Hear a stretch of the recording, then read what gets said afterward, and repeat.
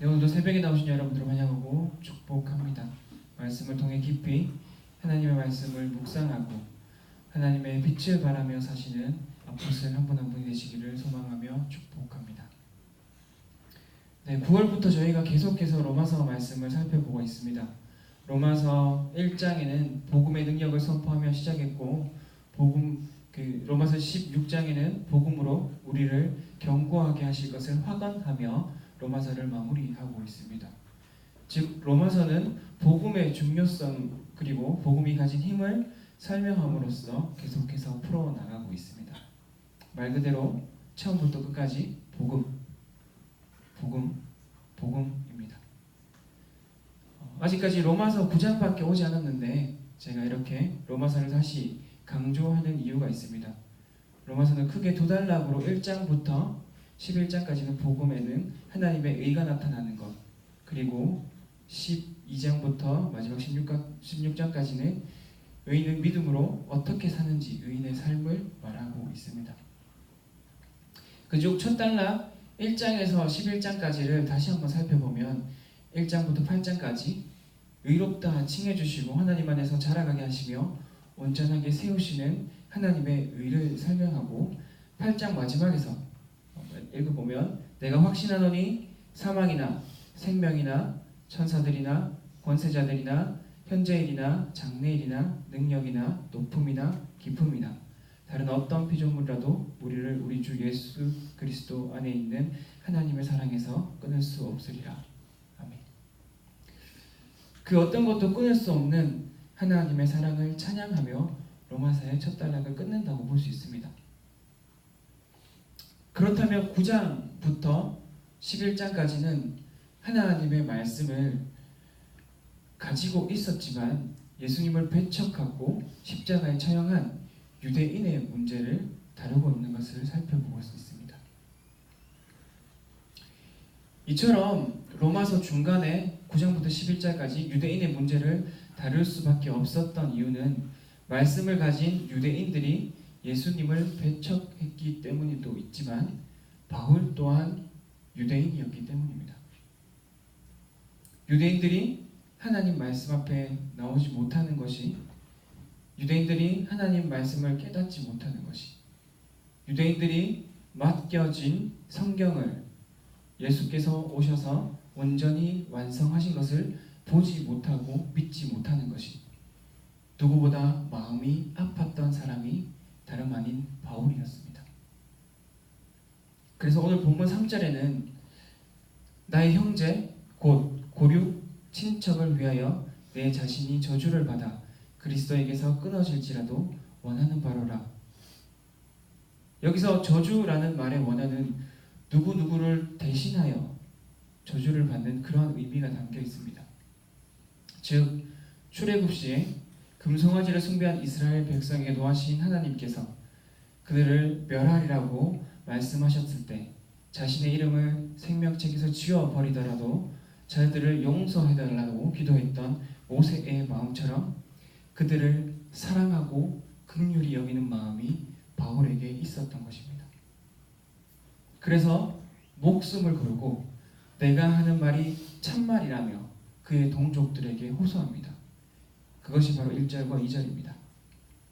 내가 그리스도 안에서 참말을 하고 거짓말을 아니하노라.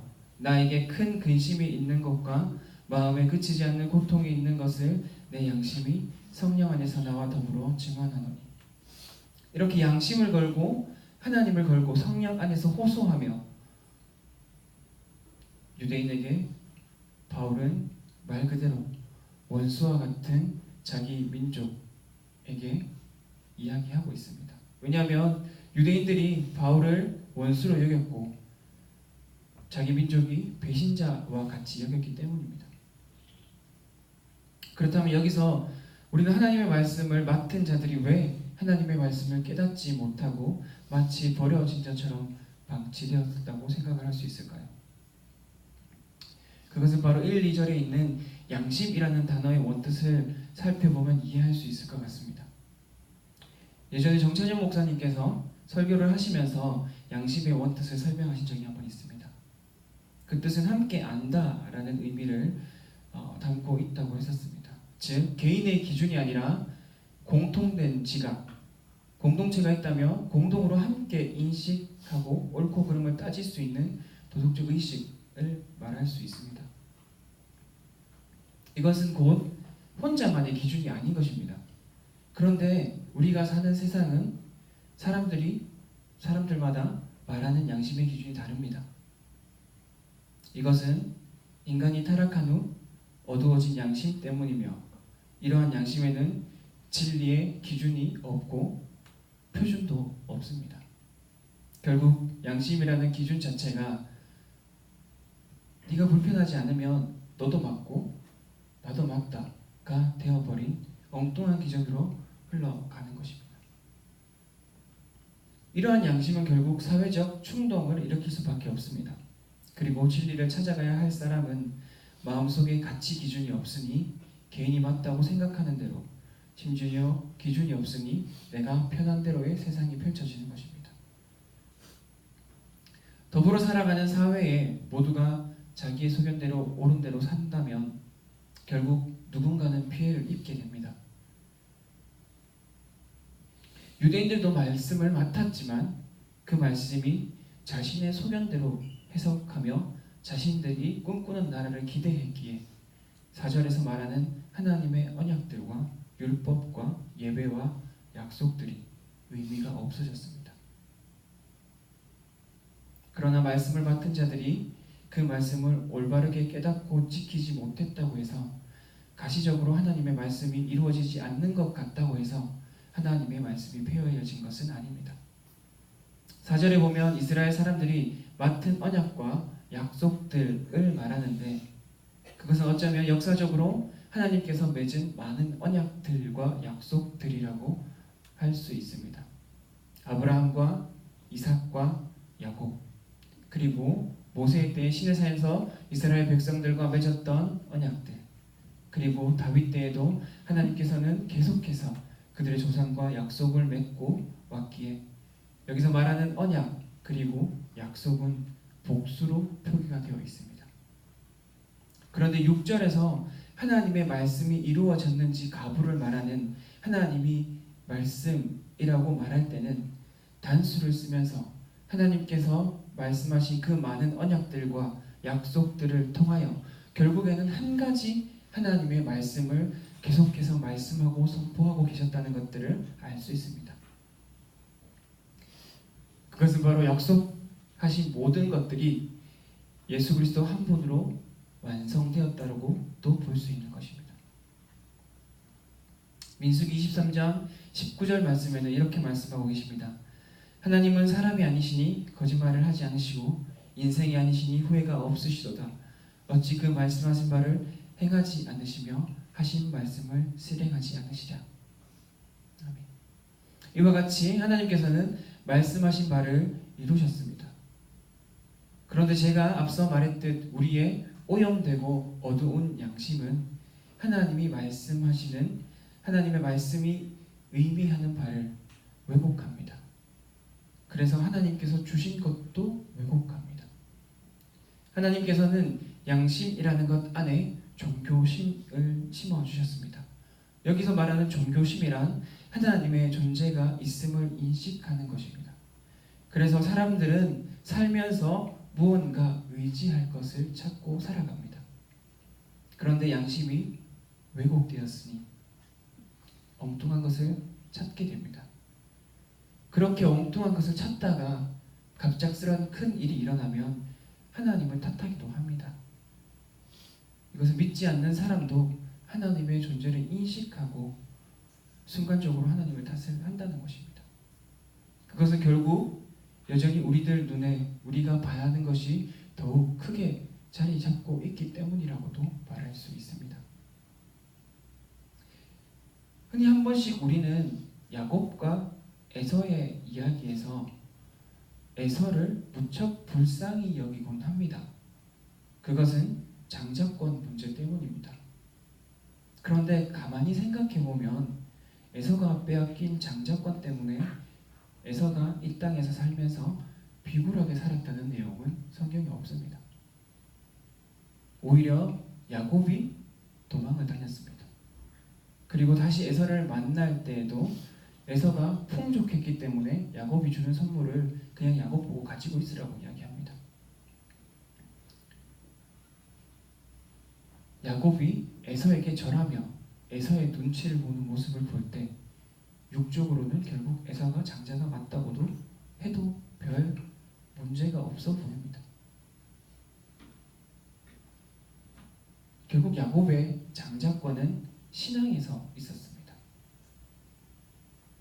이것을 우리 삶으로 가지고 와볼 때 참 모순되는 것은 우리는 늘 육적이고 가시적이고 드러난 것을 통해 하나님께 이야기합니다. 하나님의 말씀을 볼 때에도 자세히 살펴보고 그 의미를 살피기보다는 내가 원하는 것들을 말하며 왜곡된 주장을 하면서 이해되지 않는다고 하나님의 말씀을 따지기도 합니다. 그렇게 하나님의 말씀이 내 삶 가운데 이루어지지 않는다고 불평하며 살아가는 모습을 여러 번 찾을 수 있는 것 같습니다. 그러나 우리는 앞서 말했듯이 신앙의 장자권, 야곱이 가졌던 신앙의 장자권을 가지고 살아가고 있습니다. 그리고 하나님께서는 분명하게 말씀하신 바를 이루신다고 말씀드렸습니다. 그러한 하나님의 전적인 은혜에 저희가 여기에 있기도 한 것입니다. 오늘 본문 마지막 절을 보면 하나님께서는 그런즉 하나님께서 하고자 하시는 자를 긍휼히 여기시고 하고자 하시는 자를 완악하게 하시느니라 라고 말씀하십니다. 말씀을 이루시는 하나님이시기에 여기서 완악함에 대한 질문을 또 가지고 올 수 있는 것 같습니다. 하나님 앞에 그 의미를 따졌던 분들도 있을 줄로 압니다. 여기서 말하는 완악함의 예시로 17절에서는 바로를 들고 있습니다. 물론 하나님께서는 바로를 완악하게 하심으로 하나님의 능력을 보이시고 하나님의 이름이 온 땅에 전파되는 도구로 사용됐다고 17절에서 말하고 있습니다.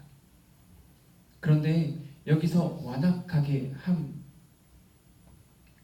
바로가 처음부터 하나님께서 완악하게 하셨다고 볼 수 없습니다. 말씀을 살펴보면 출애굽기 말씀대로 좀 살펴보면 처음에 말씀은 바로가 그의 마음을 스스로 완강하게 했다고 나와 있습니다. 그리고 뒤로 가면 하나님께서 그의 마음을 완악했다고 말씀하십니다. 이 말은 자신의 스스로 그 악한 마음을 완강하게 하였고 반복된 잘못을 하나님은 그대로 내버려 두사 그 완악한 마음이 굳어지게 하신 것입니다. 우리에게 늘 하나님의 간섭하심으로 굳은 마음이 아닌 변화가 있습니다. 굳은 마음과 변화의 삶을 한번 이런 예시로 한번 생각을 해봤습니다. 흔히 미술을 하면 빛의 삼원색과 색의 삼원색에 대한 이야기를 합니다. 우리 눈에 들어오는 색은 빛이 비치면 반사되어서 드러나는 색입니다. 여기서 빛의 삼원색을 세 가지가 합쳐져서 흰색이 된다고 저희는 배웠을 것입니다. 빛의 삼원색과 함께 이야기되는 것은 색의 삼원색입니다. 색의 삼원색은 그런데 세 가지가 합쳐져서 검정색이 됩니다. 여기서 색과 빛을 비교했을 때 색은 개인적으로 우리가 나타내고자 하는 것, 나타내고자 싶은 색깔들을 칠했다는 생각이 들었습니다. 그래서 계속해서 우리가 원하는 색을 칠하다 보면 우리가 싫어하는 색은 결국 검정이 되어버립니다. 그런데 빛의 삼원색은 하나님께서 비추어주신 빛을 반사하여 그 색이 섞일 때 흰색으로 드러납니다. 우리는 우리가 생각하는 색을 내며 우리가 원하는 색을 내며 섞이지 않고 자신이 들어가기 위해 애를 쓸 때가 참 많습니다. 그리고 세상은 그것이 맞다고 계속해서 경쟁하게 합니다. 그러나 색이 섞이지 않을 수가 없습니다. 너도 나도 자신의 색이 드러나기 원하기에 결국 한 함께 살며 섞여버린 색은 검정색, 점점 어두움으로 나도 모르는 사이에 나아갑니다. 그런데 빛을 반사하는 삶은 섞이면 섞일수록 하나님의 형상인 선, 흰색을 드러나게 합니다. 과연 스스로를 돌아볼 때 어떤 색을 내며 살아가고 계십니까? 과연 색을 내면서 살아가고 계십니까? 아니면 하나님이 주신 빛을 반사하며 바라며 살아가고 있습니까? 이사야 60장 1절 말씀에 이런 말씀이 있습니다. 일어나라 빛을 발하라 이는 내 빛이 이르렀고 여호와의 영광이 내 위에 임하였음이니라. 일어나라 빛을 발하라 이는 내 빛이 이르렀고 여호와의 영광이 내 위에 임하였음이니라. 우리가 바라는 빛은 우리가 내는 색이 아닌 하나님께서 우리에게 창조하신 모습과 각자에게 주신 귀한 색을 하나님이 주신 빛을 반사하여 내는 빛입니다. 이제 함께 기도하기 원합니다.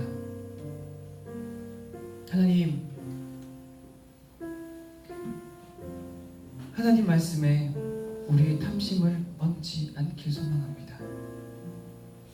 하나님 말씀을 바로 이해하고 온전히 신뢰하여 하나님의 마음을 시원케 해드리는 삶을 살아내길 소망합니다.